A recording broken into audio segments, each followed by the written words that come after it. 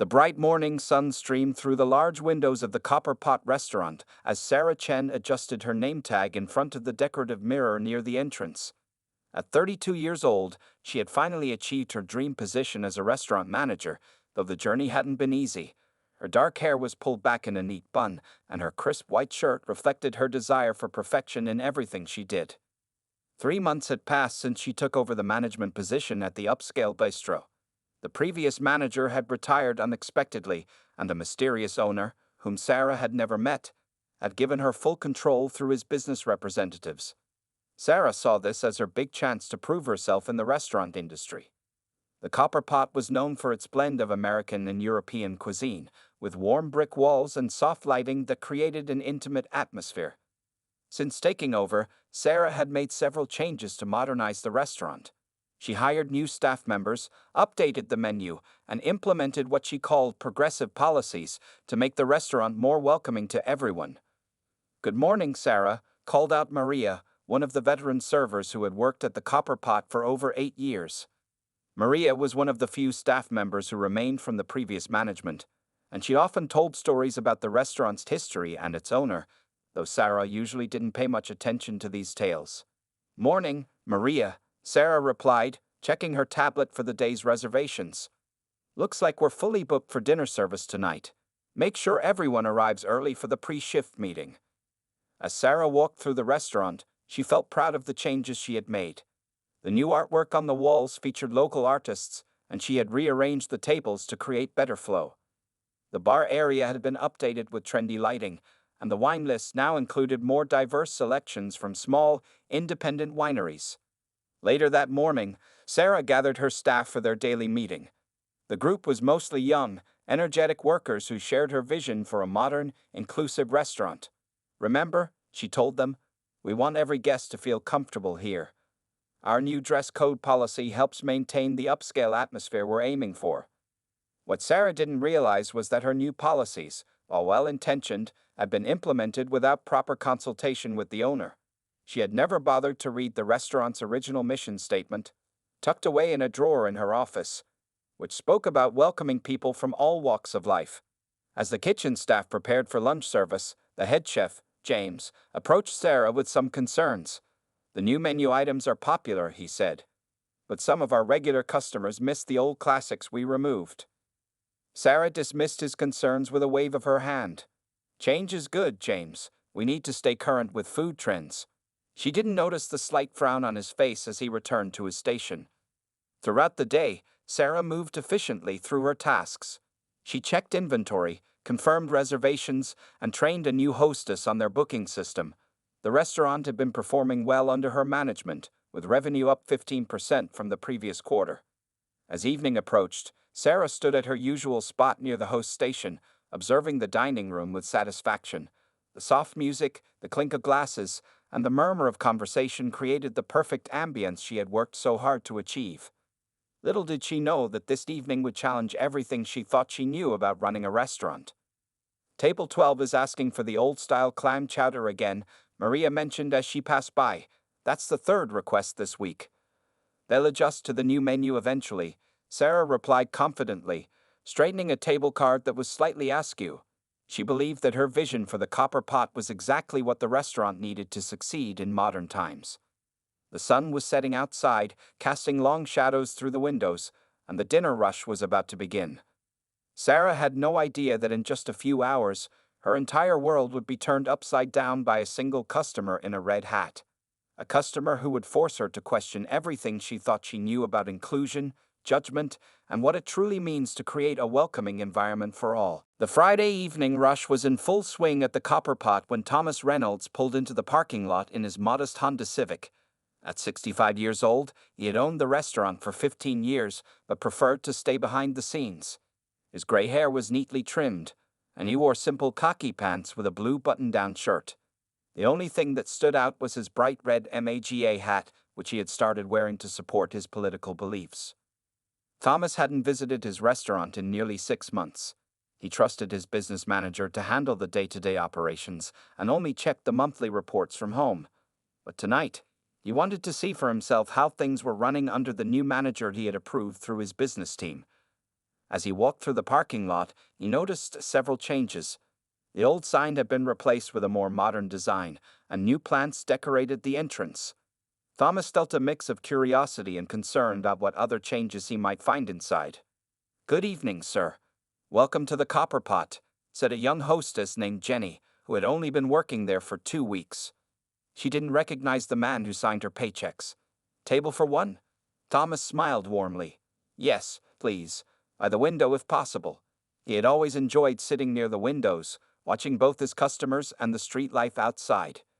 As Jenny led him to his table, Thomas noticed more changes. The familiar paintings of European landscapes were gone, replaced by modern abstract art. The traditional tablecloths had been switched to trendy placemats, and the lighting seemed different, more dramatic. Several customers glanced at his hat as he passed their tables. A young couple whispered to each other, and a server named Alex stared a bit too long while carrying drinks to another table. Thomas noticed these reactions but didn't let them bother him. He had always believed that a restaurant should welcome everyone, regardless of their beliefs. Maria, the veteran server, was busy with another table when Thomas sat down. She was one of the few who would have recognized him, having worked at the Copper Pot since he first bought it. But tonight, she was focused on a large party in the back room. A young server named David approached Thomas's table, trying to hide his discomfort at the hat. "Good evening, sir. Would you like to hear about our specials?" His voice was professional but slightly strained. "Actually," Thomas replied, picking up the menu, "I noticed the menu looks quite different. Is the clam chowder still available? It had been one of their most popular dishes for years." "I'm sorry, sir, but we've updated our menu to focus on more contemporary dishes," David explained. "I can recommend our new roasted butternut squash soup instead." Thomas felt a twinge of disappointment but nodded politely. As he looked around the restaurant, he saw more changes that concerned him. The bar now stocked different brands, and the casual, friendly atmosphere he had worked hard to create felt more rigid and formal. Near the host station, Sarah Chen was watching the dining room carefully. She noticed several staff members appearing uncomfortable, and some customers kept glancing toward Thomas's table. The red hat stood out clearly in the restaurant's dim lighting. Thomas could feel the tension growing around him. A young woman at a nearby table asked to be moved to a different section, throwing a disapproving look in his direction. Two servers were whispering near the kitchen entrance, occasionally looking his way. Despite the uncomfortable atmosphere, Thomas remained calm. He had built this restaurant on the principle that good food and service should bring people together, not divide them. As he waited for his order, he observed how the staff interacted with customers, noting both positive changes and concerning developments. What Thomas didn't know was that Sarah Chen was already making her way toward his table, her mind made up about how to handle what she saw as a disruption to her carefully curated restaurant atmosphere. The confrontation that would follow would test both their beliefs about acceptance, leadership, and what it truly means to create a welcoming space for all. Sarah Chen walked confidently toward table 12, where Thomas Reynolds sat quietly reading the new menu. Her heels clicked softly on the hardwood floor, and her name tag gleamed under the restaurant's mood lighting. She had handled difficult situations before, but something about this one felt different. "Good evening, sir," Sarah said, keeping her voice low and professional. She noticed his red MAGA hat seemed even brighter up close. "I'm Sarah Chen, the manager of the Copper Pot. May I have a word with you?" Thomas looked up from his menu, his expression curious but calm. "Of course," he replied, placing the menu down gently. He had noticed her approaching and had expected some kind of interaction. Sarah glanced around, noticing that several nearby tables were trying to listen to their conversation. She leaned in slightly and spoke softly. "Sir, I need to inform you about our dress code policy. We ask that all political items, including hats, be removed while dining in our establishment." "Is this a new policy?" Thomas asked, his voice equally quiet. I don't remember seeing it posted anywhere. He had indeed checked the entrance for any new rules or policies when he entered. "Yes, it's part of our recent updates," Sarah explained, standing straighter. "We're trying to create a comfortable atmosphere for all our guests. Several customers have expressed concern about your hat." Thomas looked around the dining room, noticing the mixed reactions from other diners. Some quickly looked away when he made eye contact, while others watched the scene unfold with obvious interest. David, his server, hovered nervously near the kitchen entrance. I understand, Thomas said carefully, but I respectfully declined to remove my hat. Perhaps we could discuss this privately in your office? He wanted to reveal his identity away from the curious eyes of other customers. Sarah's expression hardened slightly. She had not expected resistance to her request. I'm sorry, sir, but this isn't negotiable. If you're unwilling to remove the hat, I'll have to ask you to leave. The tension in the nearby tables was obvious now. A couple celebrating their anniversary at the next table had stopped eating to watch. The hostess, Jenny, stood frozen at her station, unsure whether to continue seating new arrivals. Miss Chen, Thomas tried again, reaching for his wallet. I think there's something you should know. Sir, Sarah interrupted, her voice firmer now, I need to insist. We can't make exceptions to our policies, even for regular customers. It wouldn't be fair to others. Maria, who had finally noticed the commotion, rushed over from her section. Her eyes widened as she recognized Thomas, but before she could speak, Sarah held up her hand to stop her. I'll handle this, Maria, Sarah said, not noticing the look of panic on her veteran server's face. Sir, please gather your belongings. I'll escort you to the door. Thomas slowly stood up, his movements deliberate and calm. He was shorter than Sarah in her heels, but his presence seemed to fill the space between them. Very well, he said, pulling out a business card from his wallet. But first, you should take a look at this. Sarah accepted the card, her professional smile still in place. As she read it, the color drained from her face. The card identified Thomas Reynolds as the owner of the Copper Pot Restaurant Group, LLC. Sarah's voice faltered for the first time that evening. The card shook slightly in her hand. Perhaps now would be a good time for that private conversation in your office, Thomas suggested quietly, emphasizing the word "you're" just enough to make Sarah wince. The dining room had gone eerily quiet. Even the usual sounds of clinking glasses and kitchen noise seemed muted. Maria stood nearby, wringing her hands nervously, while other staff members watched from their stations, sensing that something significant was happening. Sarah's mind raced as she realized the magnitude of her mistake. She had just tried to kick the owner out of his own restaurant. The policies she had created, the changes she had made, all of it suddenly felt very precarious. Yes, she managed to say, her voice barely above a whisper. Yes, we should definitely talk in the office. The walk there would be the longest of her career, and she knew the conversation that followed would change everything. The walk to Sarah's office felt like it took forever. Every step echoed in her ears as she led Thomas Reynolds through the restaurant. Staff members quickly looked away as they passed, and the dining room buzzed with whispered conversations about what had just happened. Sarah's office, once her pride and joy, now felt small and suffocating. She had redecorated it 3 months ago, replacing the old wooden desk with a modern glass one and adding motivational posters to the walls. Now, looking at it through Thomas's eyes, she wondered if she had gone too far with all her changes. Please, have a seat, Mr. Reynolds, Sarah said, her voice shaking slightly as she closed the door. The muffled sounds of the restaurant faded away, leaving an uncomfortable silence. Thomas sat down in one of the visitor chairs, still wearing his MAGA hat. He looked around the office, taking in all the changes. The old family photos of previous staff celebrations that used to hang on the walls were gone. Even the comfortable old armchair he had picked out years ago had been replaced. I believe that's my chair you're sitting in, Thomas said quietly, not with anger but with a hint of sadness. Though I suppose everything here is technically my chair. Sarah stood behind her desk, unable to sit. Her legs felt weak, but her pride kept her standing. Mr. Reynolds, I had no idea. In the 3 months I've been here, nobody told me what you looked like. That's because I prefer to stay in the background, Thomas replied, folding his hands in his lap. I've always believed that a restaurant should run on its own merits, not on who owns it. But I must say, I'm surprised by how much has changed. Sarah glanced at the sales reports on her desk. The changes have been good for business.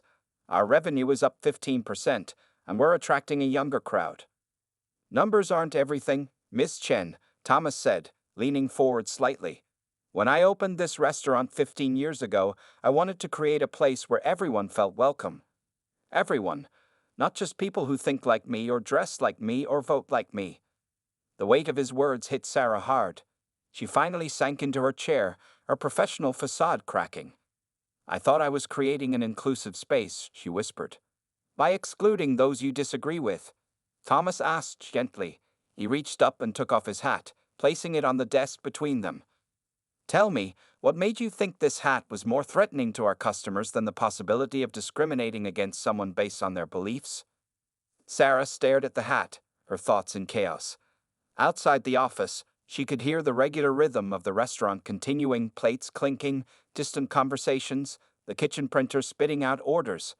Life was going on while their world was turning upside down. I've worked in restaurants where politics caused problems, she tried to explain. I wanted to prevent that here. I thought I was protecting our customers and staff by creating new rules without consulting the owner. Thomas picked up a copy of the new policies from her desk. By removing menu items our regular customers loved, by changing the very character of the place. Maria knocked on the door and poked her head in. I'm sorry to interrupt, but we have a situation in the dining room. Some customers are posting about what happened on social media. It's already getting attention. Thomas nodded thoughtfully. Thank you, Maria. Would you please ask James to come cover the dining room? Miss Chen and I need to continue our discussion.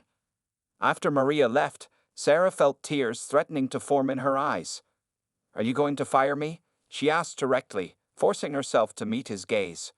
Thomas was quiet for a moment, studying the young manager who had been so certain of her actions just an hour ago.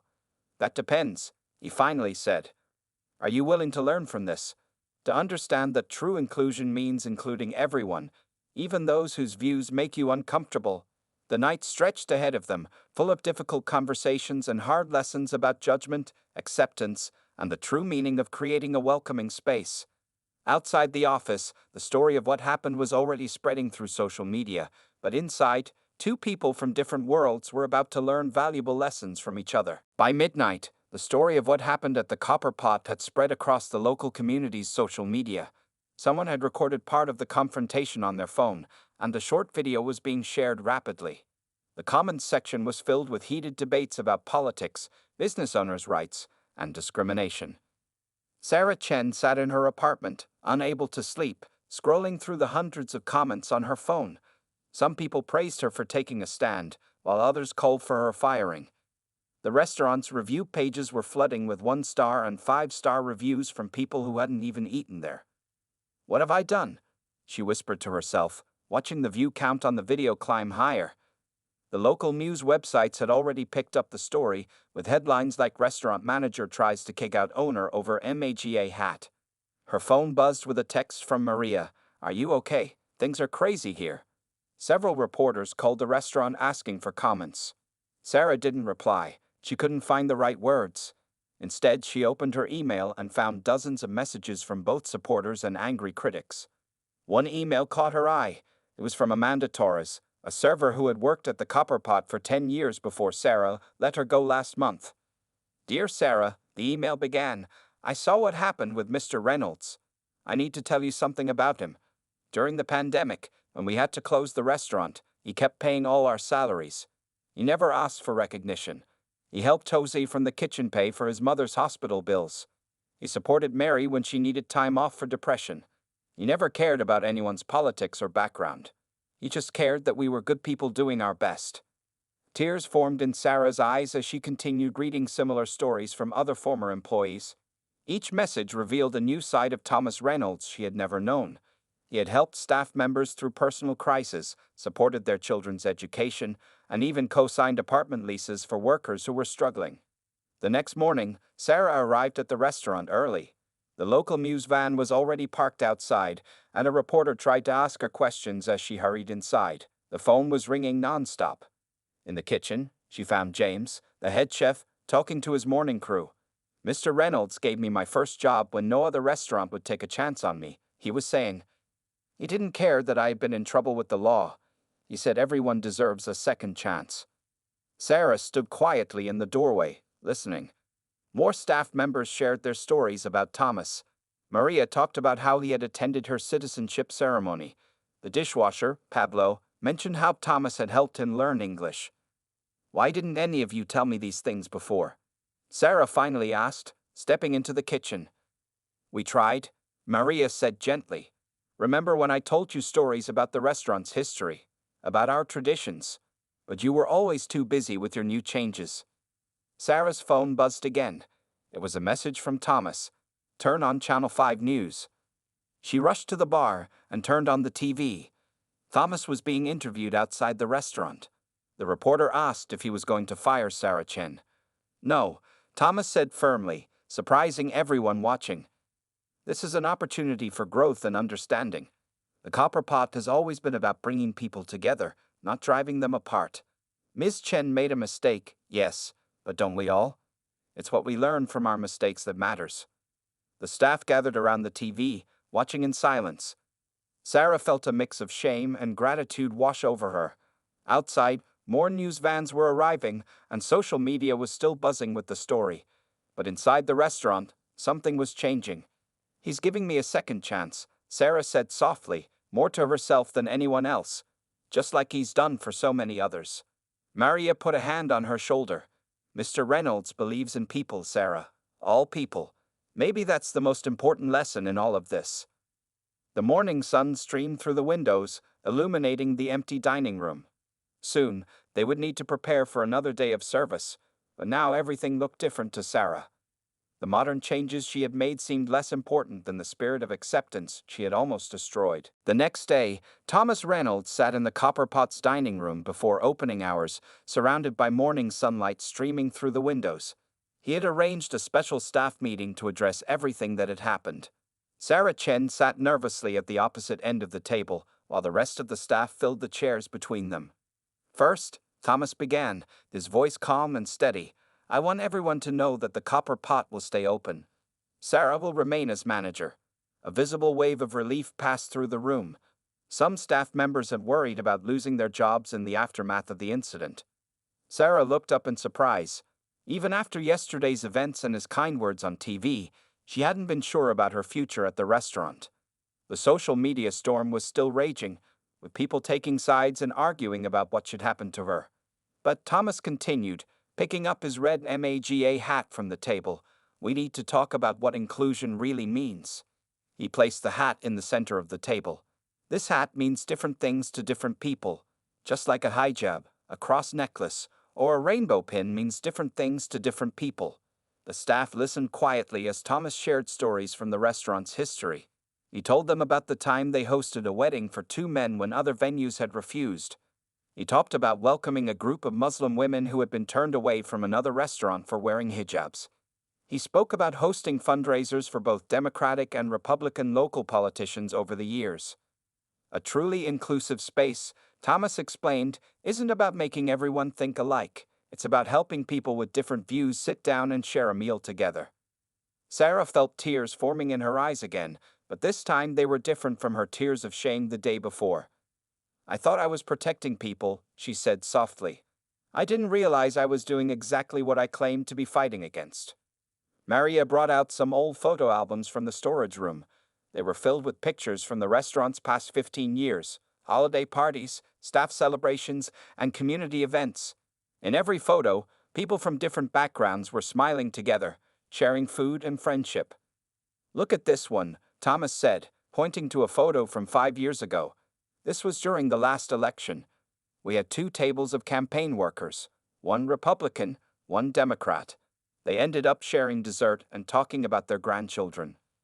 The kitchen staff brought out coffee and pastries, and the meeting turned into a kind of family gathering. People started sharing their own stories about times when the restaurant had brought unlikely friends together. Remember when those 2 ladies who were arguing in the parking lot ended up becoming best friends? Jenny, the hostess, asked with a smile. They still come in together every Sunday for brunch. Sarah listened to every story, taking notes in her little black notebook. She was beginning to understand that her modern changes, while good for business, had missed something more important, the restaurant's heart. I'd like to make some changes, Sarah finally said, looking directly at Thomas. Not to go backward, but to move forward in a better way. Would you help me? Thomas smiled warmly. That's exactly what I was hoping you'd say. Let's work together to make this place even better, not by excluding anyone, but by finding ways to bring people together. They spent the next few hours making plans. They would keep some of Sarah's successful changes but bring back some old traditions too. The classic clam chowder would return to the menu, alongside the new dishes. The old photos would go back on the walls, next to the modern art. And the dress code? Someone asked carefully. We'll have one simple rule, Thomas replied. Be clean, be respectful, be yourself. As the staff meeting ended and everyone prepared for the day's service, Sarah noticed something different in the air. The tension of the past few days had changed into something else, hope, maybe, or understanding. Outside, protesters and supporters were starting to gather, each group convinced they were right. But inside the copper pot, something beautiful was happening. People who saw the world differently were learning to work together, to listen to each other, and to create something better than either side could make alone. 2 weeks after the incident, the copper pot was busier than ever. Sarah Chen and Thomas Reynolds had worked together to create something new, a restaurant that kept its modern appeal while staying true to its original spirit of bringing people together. The first big change happened at the entrance. The strict dress code sign was replaced with a simple wooden board that read, "Welcome to the Copper Pot, where good food brings people together." Below it, they added photos from the restaurant's history, showing 15 years of community memories. "Look at this," a customer said to his wife, pointing at a photo. "That's my father's retirement party from 10 years ago. I can't believe they kept this picture." Sarah stood at her usual spot near the host station, but her attitude was different now. She watched as Maria seated a young woman wearing a Black Lives Matter t-shirt at one table, while nearby, an elderly couple with conservative political pins enjoyed their dinner. Nobody felt unwelcome, and that was exactly the point. "The new old menu is a hit," James reported from the kitchen, smiling as he held up another order for the classic clam chowder. Sarah had worked with him to create a menu that combined traditional favorites with modern dishes. "We're selling out of everything." The local newspaper had run a follow-up story about the changes at the Copper Pot. The headline read, "Local restaurant turns controversy into connection." The article featured interviews with customers from different backgrounds, all talking about why they felt comfortable there. "It's not about ignoring our differences," Thomas explained to a reporter during a busy dinner service. "It's about finding ways to respect each other despite them." He wore his MAGA hat that day, while Sarah had put up a small pride flag near the bar. Somehow, both seemed to fit. The staff had changed too. Sarah rehired Amanda Torres and some other experienced servers she had let go. The mix of old and new employees created a better balance, with everyone learning from each other. One evening, something remarkable happened. A group of local political leaders, some Republican, some Democrat, requested a table for dinner. They had heard about the restaurant story and wanted to see for themselves how it managed to welcome everyone. "Put them at table 15, Sarah told Jenny, the hostess. "It's the biggest round table, better for conversation." She had learned from Thomas that the shape of the table could make a difference in how people interact. As the political group settled in, Sarah noticed something interesting. They started by sitting with their own party members, but as the evening went on, they naturally mixed together, sharing dishes and stories. "This reminds me of the old days," Maria whispered to Sarah as they watched the group laugh together. "Mr. Reynolds always said food has a way of breaking down walls." The restaurant's social media pages, once filled with angry arguments, now showed pictures of different communities coming together. One popular post showed a police officer and a social justice activist sharing a dessert and smiling. Another showed veterans from opposite political parties raising glasses together. Thomas spent more time at the restaurant now, but not to watch over Sarah. Instead, they had regular meetings where he shared stories about the restaurant's history, and she shared ideas about modern restaurant management. They found that their different perspectives made them stronger together. "We got a call from the city council," Sarah told Thomas one evening. "They want to give the Copper Pot an award for community building. They say we're setting an example for other businesses." Thomas smiled, watching the busy dining room. "The award is nice. Look around. This is the real reward." He gestured to the tables filled with people who might never have sat together before. Sarah nodded, understanding what he meant. Every table told a story of connection. A teenage girl with blue hair chatted with her conservative grandparents. A businessman in a suit shared cooking tips with a worker in construction clothes. These small moments of connection were worth more than any award. As the sun set outside, the copper pot glowed with warmth and conversation. It had become more than just a restaurant. It was proof that people could disagree about some things and still share a meal, a laugh, and a moment of understanding. 6 months after the MAGA hat incident, the copper pot had become a local legend. Business schools used its story as a case study in crisis management and community building.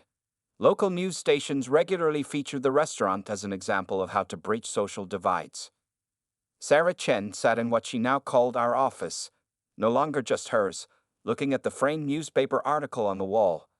The headline read, "From Conflict to Community, How One Restaurant Changed Hearts and Minds." Next to it hung the original video screenshot of her confronting Thomas, a reminder of how far they had come. "Ready for the interview?" Thomas asked, knocking on the doorframe. A national magazine was coming to write about their story, and both Sarah and Thomas would be featured on the cover. "Almost," Sarah replied, adjusting her name tag. She had kept her professional appearance but had learned to wear it more comfortably now. "I was just thinking about how different everything is from 6 months ago." The restaurant had indeed changed, but not in the ways anyone might have expected. The modern lighting and art remained, but now they shared space with historical photos and comfortable old furniture. The menu featured both trendy dishes and traditional comfort food. Even the staff uniforms reflected this blend, with classic black and white outfits accessorized with personal touches that expressed each person's individuality. "Remember last week's wedding?" Maria asked, joining them in the office. She was referring to an unusual celebration they had hosted, a marriage between a young progressive activist and a conservative businessman's son. The couple had chosen the Copper Pot because it was where they had first met during the height of the restaurant's controversy. Their family started out sitting at separate tables, Sarah remembered with a smile. By dessert, they were all dancing together.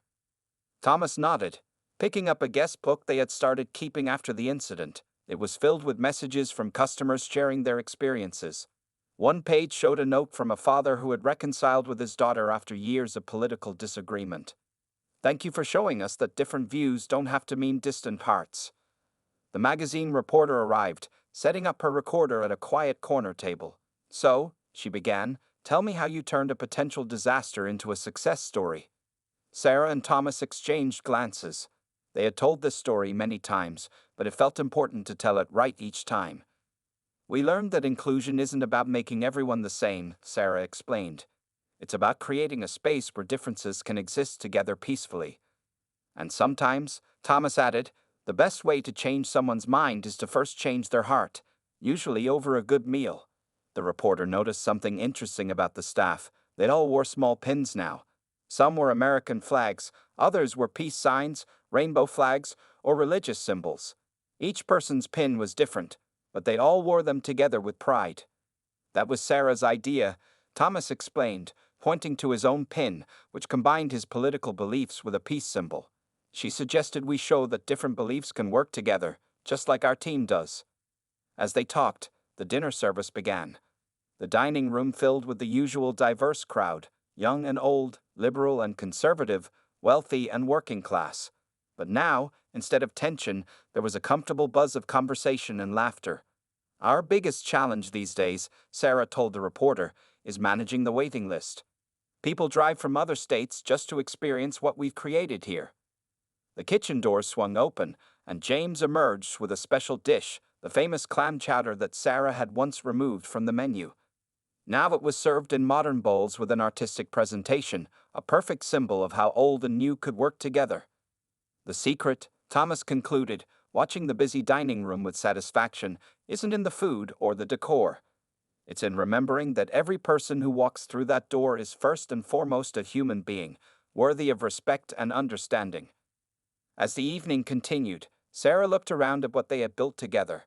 The Copper Pot had become more than just a successful restaurant. It was a reminder that even in divided times, people could find ways to come together, share a meal, and remember their common humanity.